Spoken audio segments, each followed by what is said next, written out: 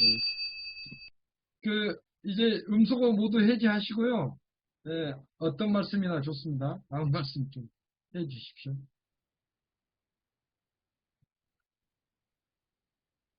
강승호 교수님, 실례지만 전공이 어느 분야신가요? 예, 음소거 해제하시고요. 네, 제 전공은 국제경제학입니다. 아, 그러세요? 예. 예. 교수님 돌아계시니까 좀 신경 써가지고 제가. 예.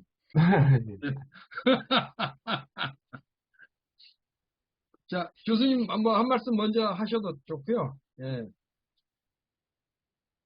어떤 분이나, 예. 제가 뭐 빠뜨린 부분이 있을 수도 있고.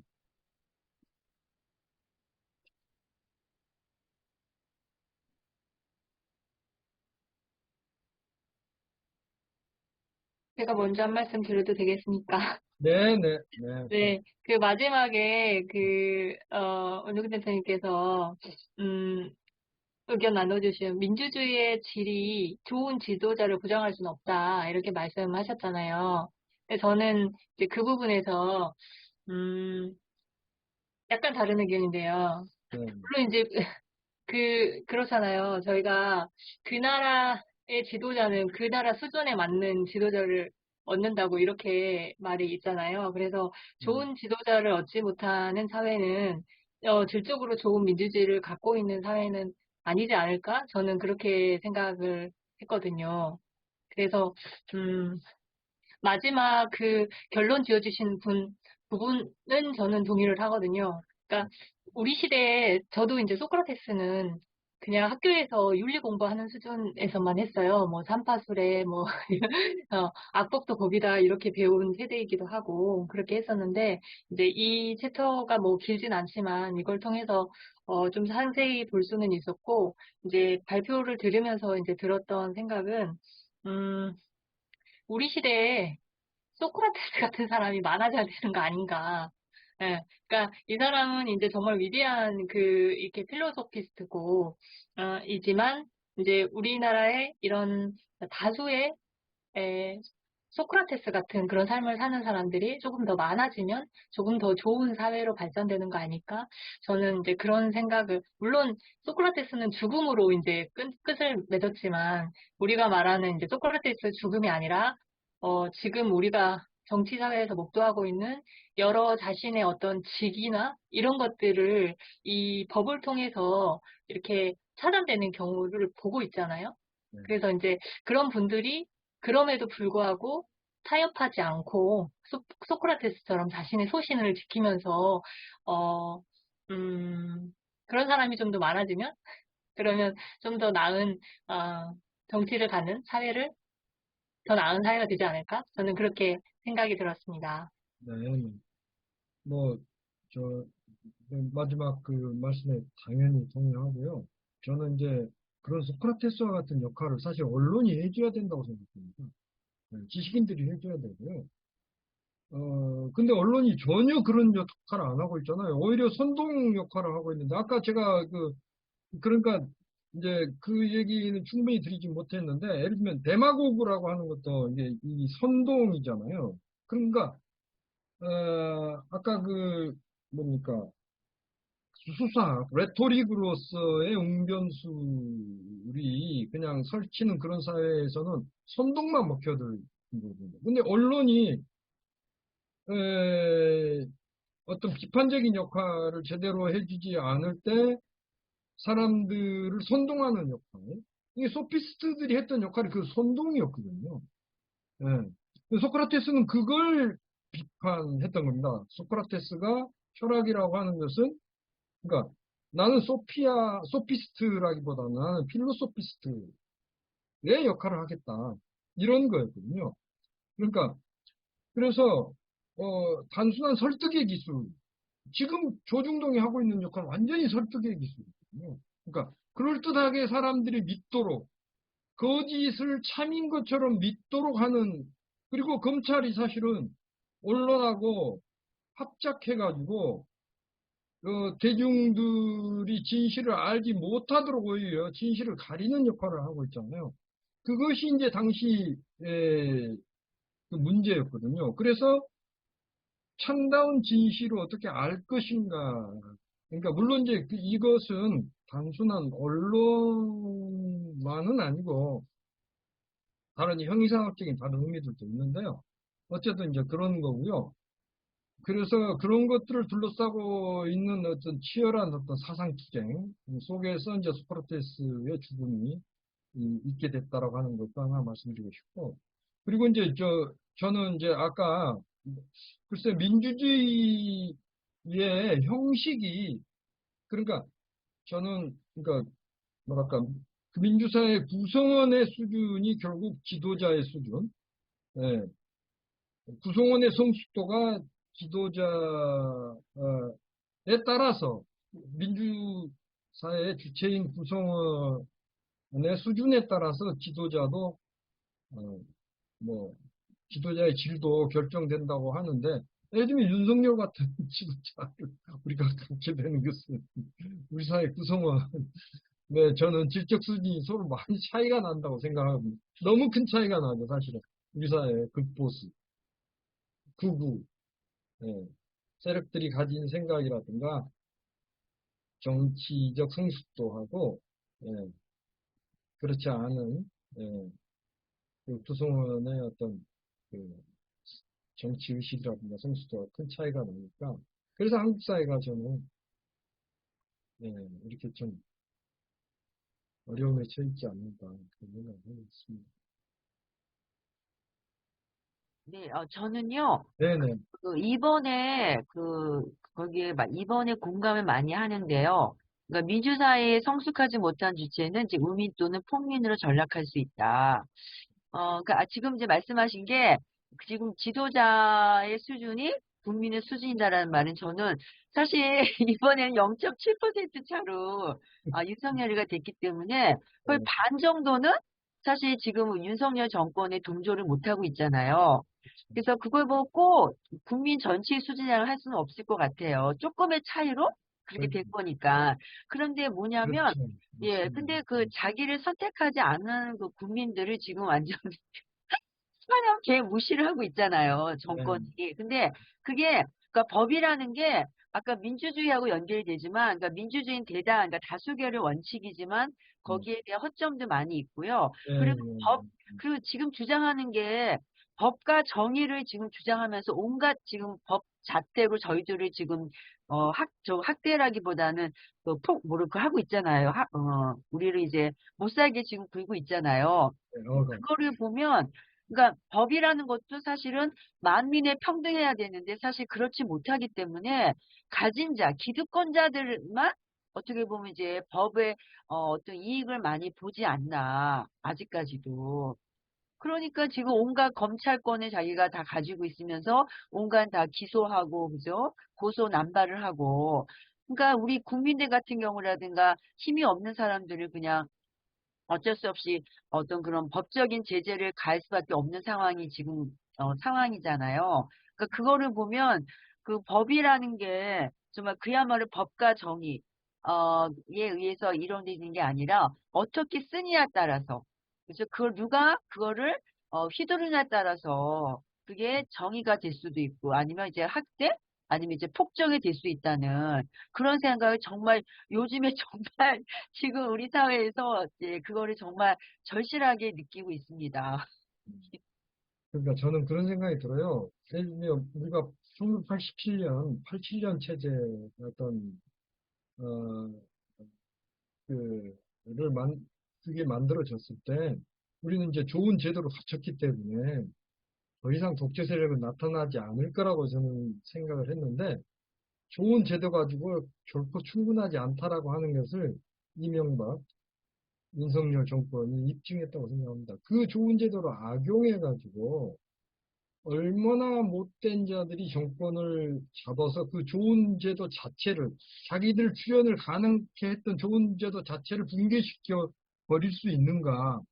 그래서 저는 그런데, 그러니까 저는 한국민주주의가 가진 지금 딜레마가 바로 그 부분이라고 생각해요.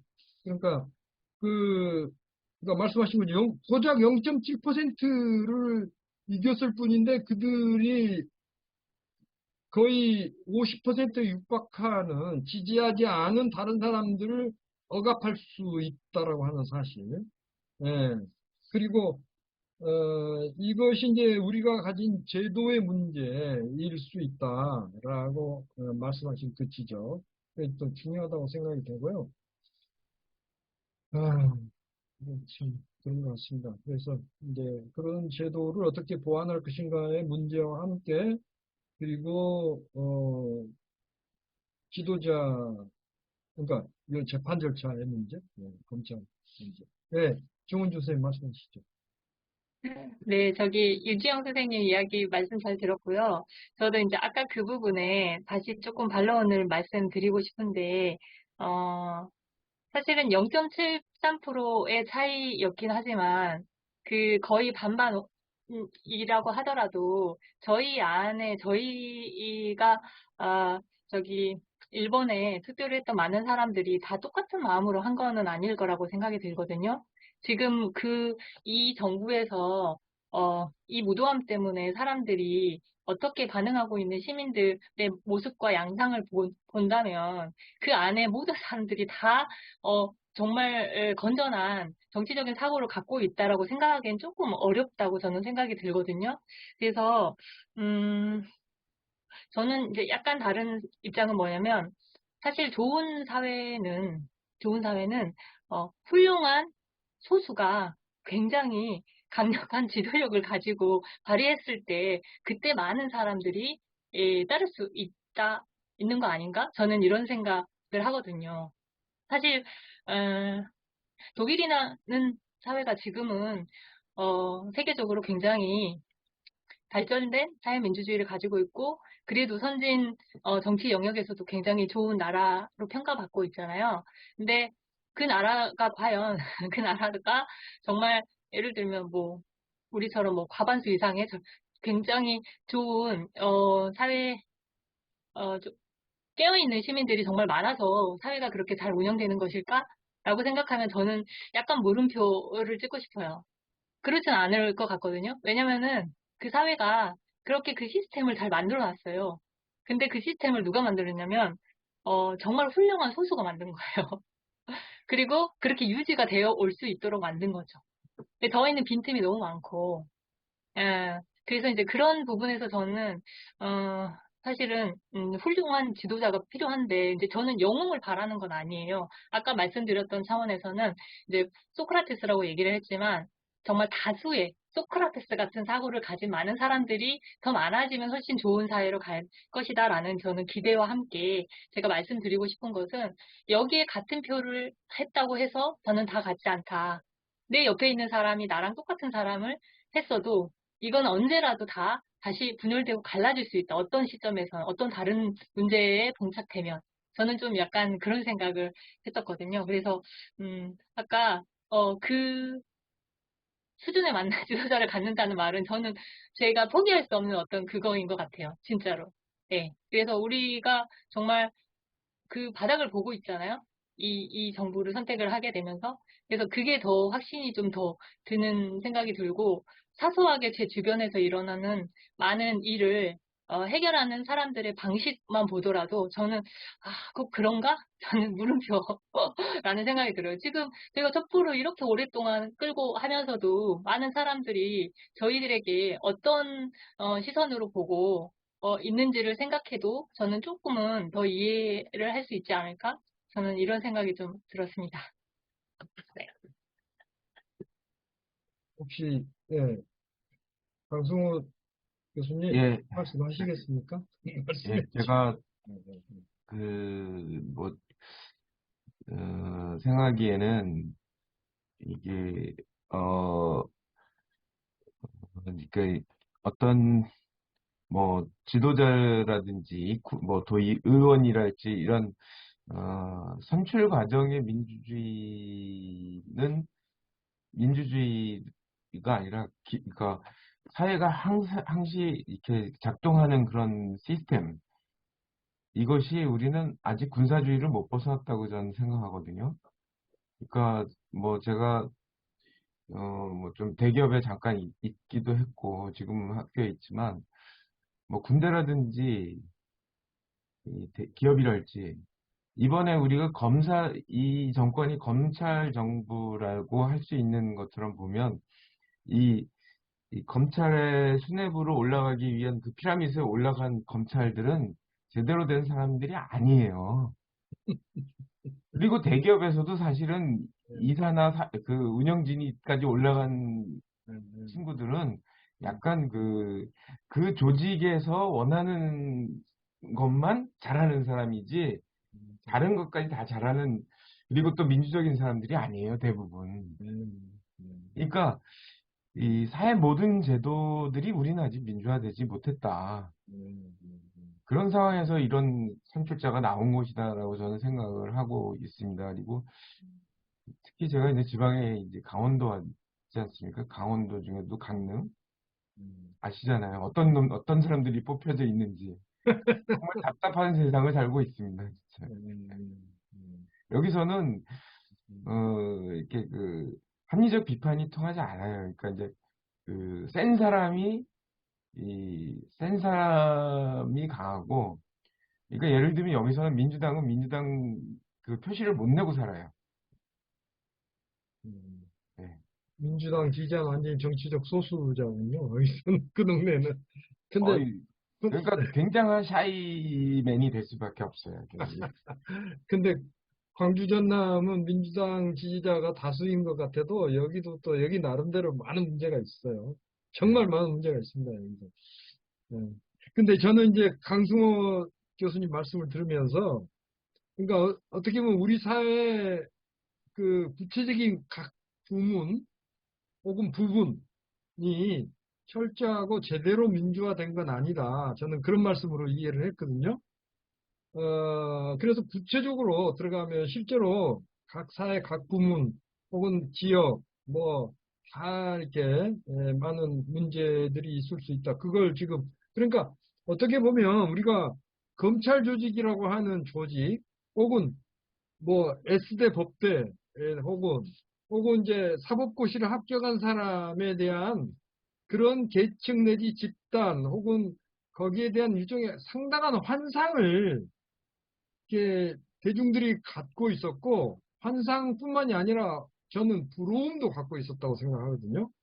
네, 그것을 교육이 부추기고 있어요. 그렇죠. 그렇죠. 네. 저는 교육이 그걸 부추긴다기보다도 저는 세뇌시키고 있다고 봅니다. 세뇌. 학생들에게 예, 경쟁해서 결국 위로 올라가게 만드는 그런 그렇습니다. 시스템은 결국 그것을 부추기고 있는 예, 거고. 예.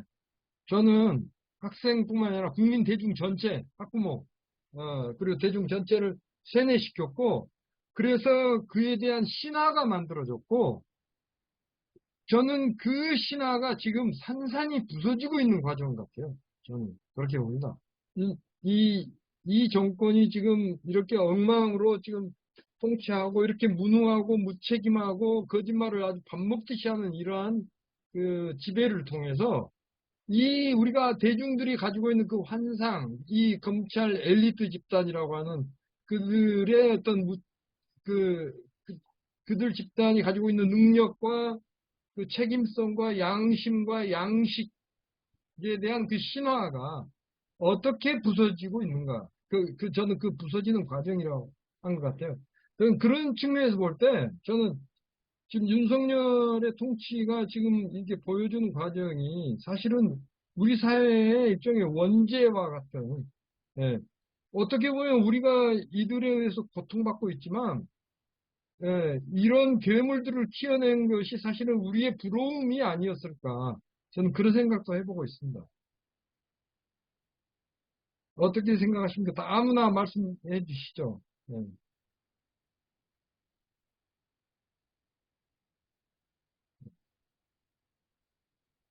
유지영 선생님 한 말씀 더 하시든지요. 계속 고개를 크게 아니, 끄덕끄덕 아니, 하시는데. 예, 네. 교수님 말씀에 동감을 하고요. 네. 그리고 제가 요즘에 한번 이렇게 생각을 해보니까, 앞으로도 계속 이 윤 정권은, 국민들, 70% 국민의 어떤 의견에는 전혀 그 신경을 안 쓰고, 자기들끼리, 그러니까 한마디로 깡패, 깡패 조직, 자기네들끼리끼리 10%, 20%끼리라도 이 정권이 유지되는 한은 그렇게 해 나갈 것 같아요. 그래서 선거, 총선도 저도 상관이 없다는 생각을 하고 있는 게 아닌가라는 정말 너무 절망적인 생각이 들거든요.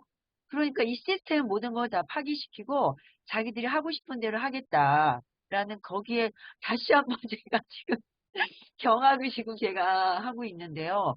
너무 그래서 속상하기도 하고요.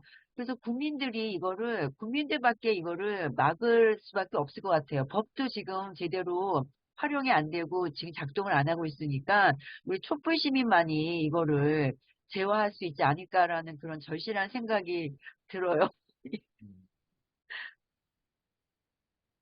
음, 음, 아무튼, 네. 자,